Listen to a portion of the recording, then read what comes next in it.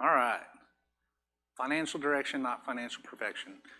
Talked about starting to pay yourself 10% directly to your savings to start saving for those emergencies.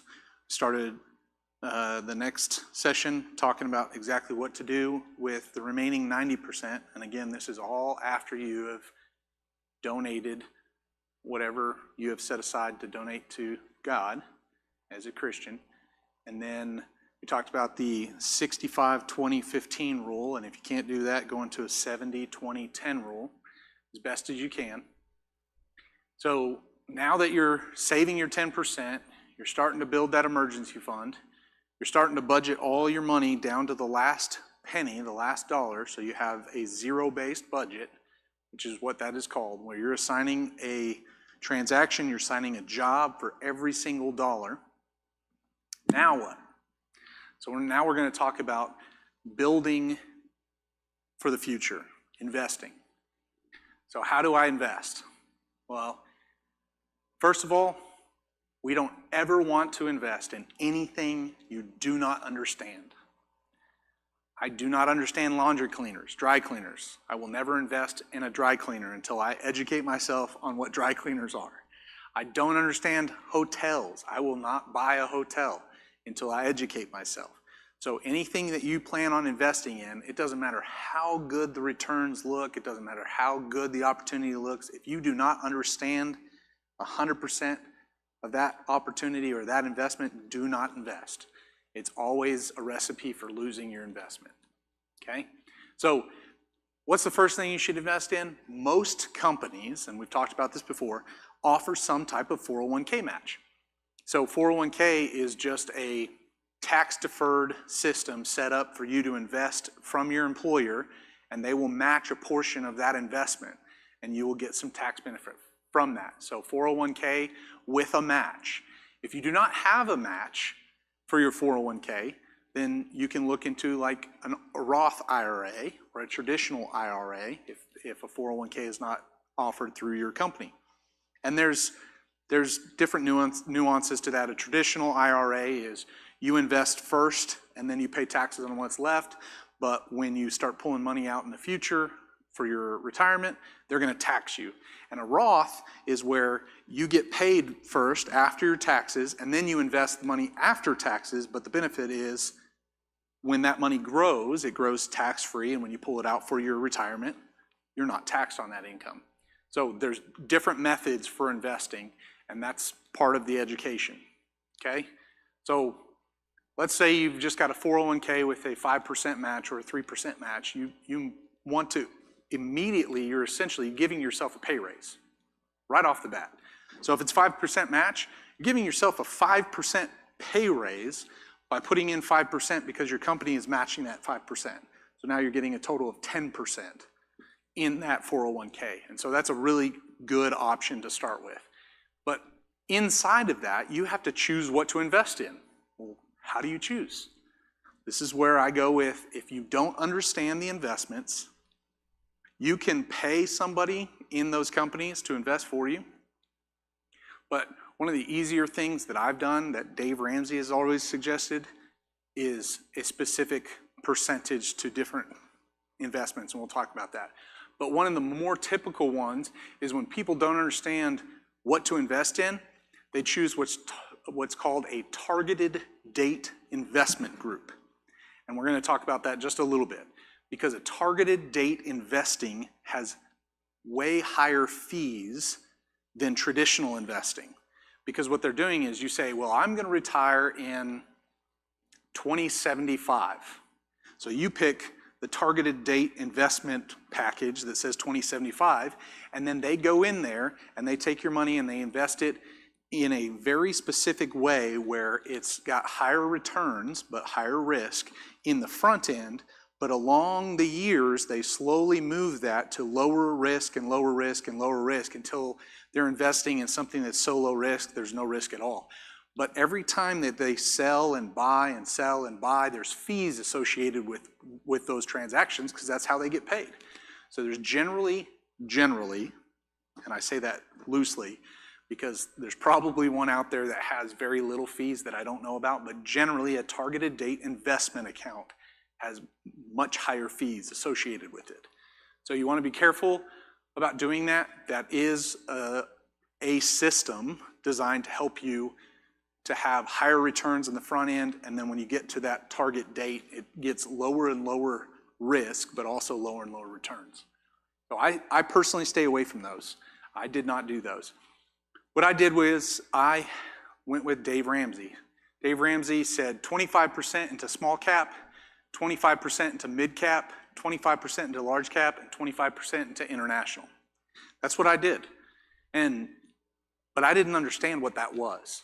So inside my 401k, I just looked at, hey, the last 5 to 10 years, or 15 or 20, depending on what kind of track record those had, what were the returns? And I picked the ones with the highest returns that I could find, and I took one small cap, one mid cap, one large cap, and then I picked one international fund, and I put 25% into those four. But what's a cap? I did not understand this at first. Cap, all that is referring to is a capitalization. It just refers to the company's size. So small cap is between 300 million and 2 billion. So that's a small cap. So there's a bunch of companies inside that investment structure that they invest in, not just one. And then mid cap is companies that are anywhere from 2 billion to 10 billion. And then large cap are any company that's over $10 billion. Now, whether that's gross or net, I'm not 100% sure, but that's just the size of the company. So your large cap would be your big names, your Teslas, your Apple, your Microsoft. Those are your big name companies. And then you've got medium-sized companies, which are still pretty large, 2 billion to 10 billion. And then you've got your smaller companies, which are still pretty large, 300 million to 2 billion. But the smaller companies and the mid-sized companies generally have a little bit more room for growth. So you will find that sometimes they will grow a little bit more than the large cap that you invest in. But the large cap, you're investing in stable companies, Walmart, Tesla, like we said, Apple, those kinds of things. And then international is international companies that do business that, and I don't know what the actual criteria for those international funds are, but you can dive deep and go look at, hey, this international fund has this criteria and this international fund has this criteria. I didn't spend that much time on it. I just looked at the track record. Hey, this international fund is getting 12% and this one's getting 9%. I'm putting in the 12%. And I literally just hope for the best. I don't think that's the best way to do it. Spend a little time educating yourself on it. I think that's better. But I did the 25, 25, 25, 25. And I did that for the longest time. But I had a particular goal for myself. If by the time I reached 40 years old, if I was not just completely beating the market, and the market is based on S&P 500 and one other one that's escaping my mind at the moment.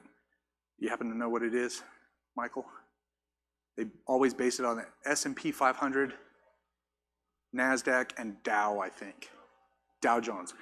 Yeah, those are the three big ones that have a lot of smart people and big time investing. So if I was not beating their returns, I was going to hire somebody to handle it for me.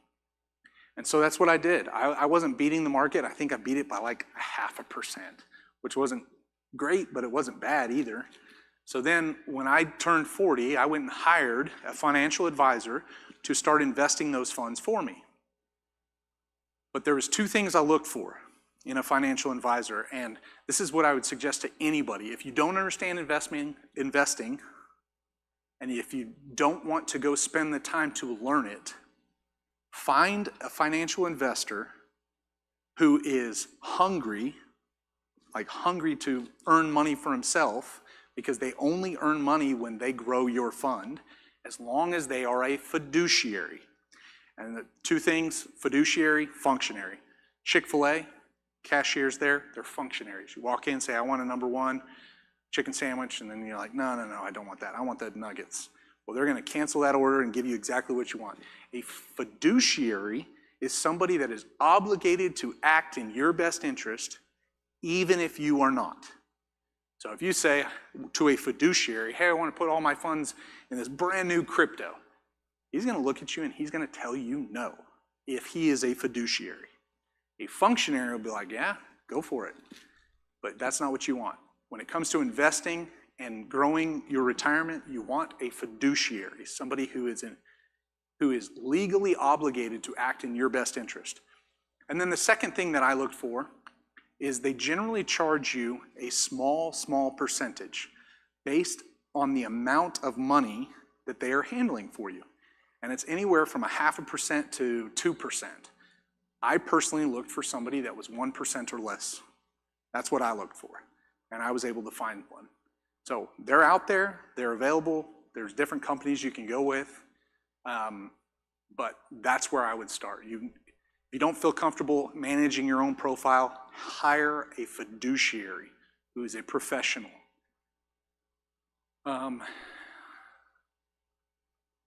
So that's how to manage the 401k with the 401k match, but you're still paying yourself 10%, right? And at some point, that 10% is going to get to a point where it's large and it's larger than the emergency fund that you need. So what do you do with the rest of that 10% as you're saving it? Well, if you've read The Richest Man in Babylon, which I've passed out, and I have copies for anybody who wants one, that talks about with that 10%, above and beyond that emergency fund that you have, and what do you do with that 10%? First, you're guarding against debt with your emergency fund. So if you forgot to budget for maintenance and enough maintenance on your car to buy a set of tires, and your tires are shot and you have to go get a new set of tires and you don't have it in your budget, you're going to spend your emergency fund. You don't want to borrow money to buy a set of tires. And then you're going to start budgeting for those tires in the future. But that's what that 10% starts off doing. It's building an emergency fund to guard against debt, to guard against swiping a credit card and going into any kind of debt whatsoever. But then when it gets big enough, you're going to want to start putting that into a savings account where you can still reach it. That's a high yield savings account that hopefully pays you between 3 and 5%. And I know that's not that's not anything that we can control. The rates that they give you, it's not a lot, but it's enough to just grow it more than just leaving it at a traditional bank that pays you less than 1% or less than 0.1%. So it's just a way to receive a little bit of income to help build it faster. So the second thing that 10% is going to do is eventually it's going to get big enough where you're going to want to grow it to where it guards against a job loss or any type of income loss. So if you lose your job or if you get demoted and you're not making as much as you used to, that is what that is for. And you want to do anywhere from 3 to 6 to 9 months. You can do more depending on your job, but that's what that's for. But once you get to that point, above and beyond, you still want to pay yourself that 10% constantly. And the reason you want to do that is because the last piece to this is you're going to take the money above and beyond, and you're only going to use that money above and beyond your 3, 6, or 9 months of emergency fund, whatever you feel comfortable with, and you're going to use it only to invest in stuff that makes you money. So your buddy's going to start an HVAC company, and he's got his master's license, and he needs a small investment. That's up to you. I mean, that's probably not the best.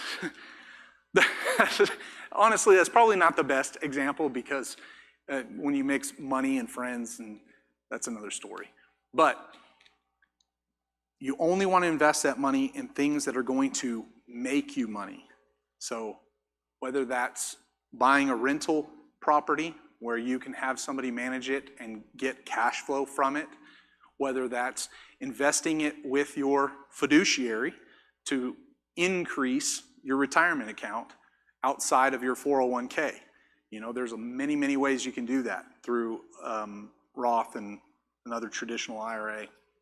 Whether that's increasing job skills to get paid more at your work.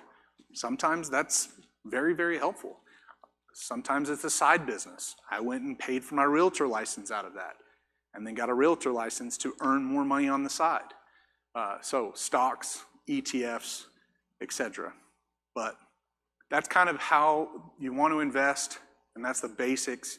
So you're going to invest first in anything that's going to give you a match at your job.